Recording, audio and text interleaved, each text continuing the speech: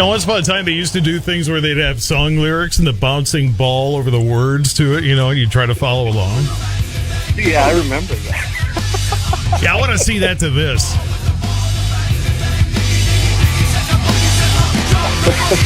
Let's make a drinking game out of that. Change format. Let the record reflect I've played everything from the Spice Girls and Hanson to Bawa da Ba da Banga Banga Dinga Dinga Hanson. All in one morning there. A well-balanced diet. Right? Yeah. Anyway. Hanson, next thing you'll have is Milli Vanilli and Memorex, right? Oh, hey now. Anyway. Don't go dogging on my Milli Vanilli now. The morning jump. It's amazing he has it ready. This isn't live either.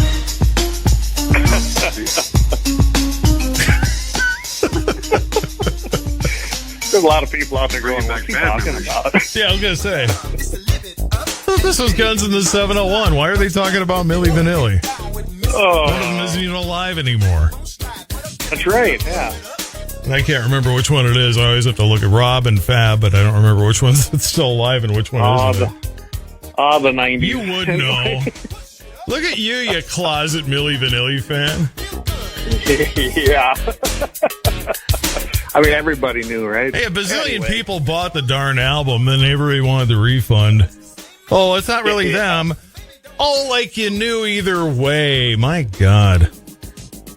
I remember my boss at the time was somebody who absolutely hated Milli Vanilli, but said, hey, wait a minute, you bought the album. Did you buy it because of those two guys on the cover? Or did you buy it because you liked the music?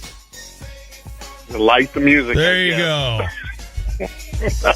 You just wanted that record company money, that's all. You going to do the Kid Rock story? Or am I going to play Milli Vanilli all morning here? Do I have to? I was waiting for that. Well, I think he was waiting. Take it away, Mike. Yeah, come on, you guys. Get back on track here. Quit goofing around. Oh, boy. I don't have the Kid Rock story. I mean, just Kid Rock is Kid Rock. Anyway, he had an interview with a Rolling Stones guy, of course, doing a nice little interview. And in the midst of the interview, they asked him something about guns. And, of course, he pulled out a gun. And the reporter was taken aback and felt endangered. But yeah. Oh, for crying out loud. Now, I got a question for you. If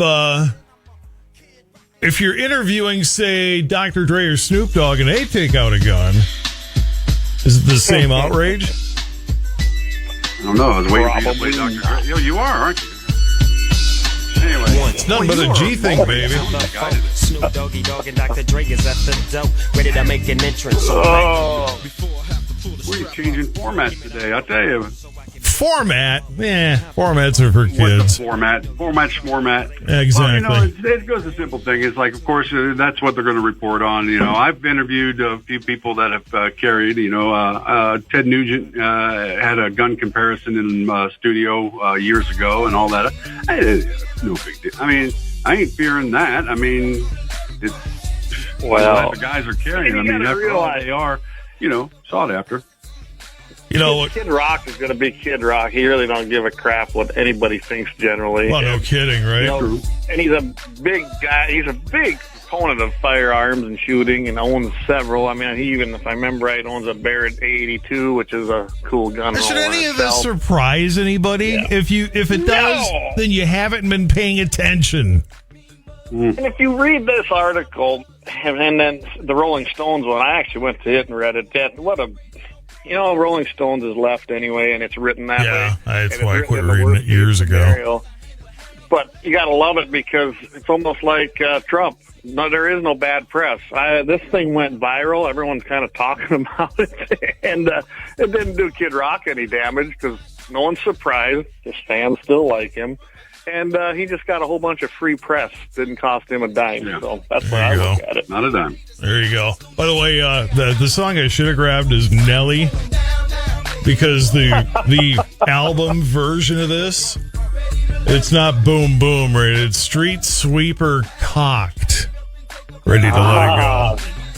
Gotcha. discovered that playing it accidentally one time on Y93. You're like, oops, I probably shouldn't be playing this version of it, huh? Okay. I think Sorry, everybody. In case you're listening, wondering, did I get the right show on? It is Guns in the 701, so you can debate on whether you get the right show on or not. But a couple more we got to hit on here. I'm sorry, I've been a big time suck today, but that's kind of the way my morning's gone, I guess. ATF's private gun sales rule defeated in Texas court. Okay, what were they trying to do, and what did the Texas court say? Well, what they were trying to do is they were saying that if you even advertised that you had a gun for sale, gun or ammo or anything in between, that you needed an FFL license, and the judge says no. As a matter of fact, the ATF claimed that Americans shouldn't fear being prosecuted criminally or civilly by the federal government. The judge rejected the ATF's "trust me" or "trust us" statement and said that they should fear.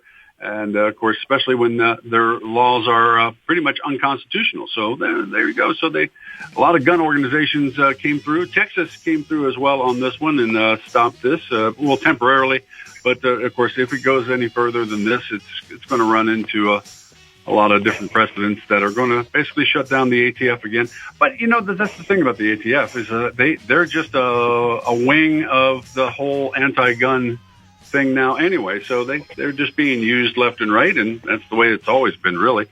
Just trying to find one more way to criminalize legal gun owners instead of going after the ones that do things illegally. But hey, what do I know?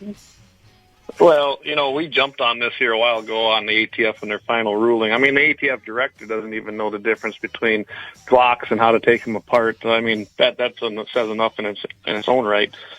The Virginia Citizen Defense League was one of the plaintiffs in this, along with Gun Owners of America, and there's one other one in the Tennessee Firearms Association. So them guys are all going to be protected under this injunction. But I like what the guy said from Virginia Citizens Defense League.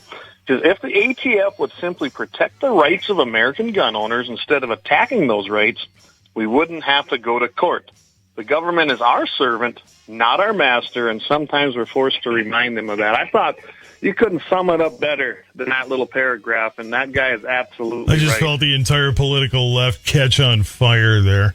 Yes, exactly. I mean, and what this ruling does is it takes away the innocent before proven guilty. They're basically saying you're guilty before you prove yourself innocent. I mean, they're saying you got to prove to us that you're not in the business of selling firearms.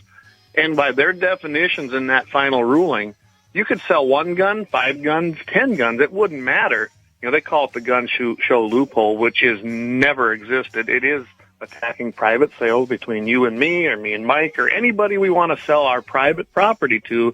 Now they want you to get an FFL and do a background check, and that's what this is about. It's all about control and a bureaucratic agency that answers to nobody. Well, the Texas attorneys... They kind of all do, don't they?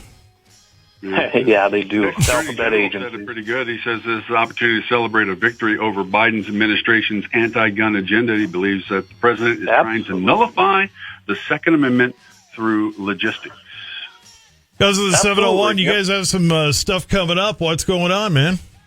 Yeah, hey, we got it. Well, first of all, next Tuesday, that's right, next Tuesday, the 28th, Guns in the 701 is going to have Dr. Rick Becker, U.S. candidate for the House of Representatives for North Dakota. He's going to be joining us at 7 o'clock, 7 o'clock and 8 o'clock Central Time, of course.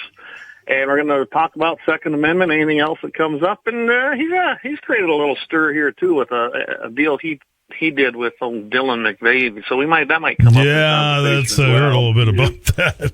Every once in a while, somebody will text me that. I'm like, get him to talk about this. I'm like, yeah, that's talk about your cans of worms, but okay. And then, of course, we're going to have our live stream Wednesday night. That's and that our new announcement there is starting in June. We're going to go to 7 o'clock Mountain, 8 o'clock Central for summer hours, and go with that until next fall or this coming fall.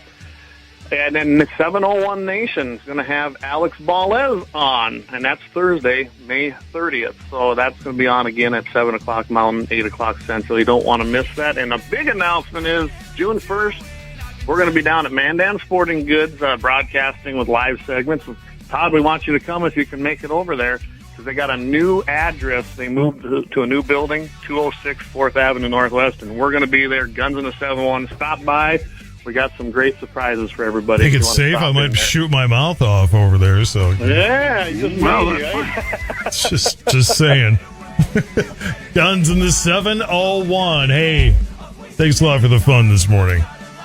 Thanks a lot, Todd. We'll see you guys later. Have a great Memorial Day, and remember those who died for us.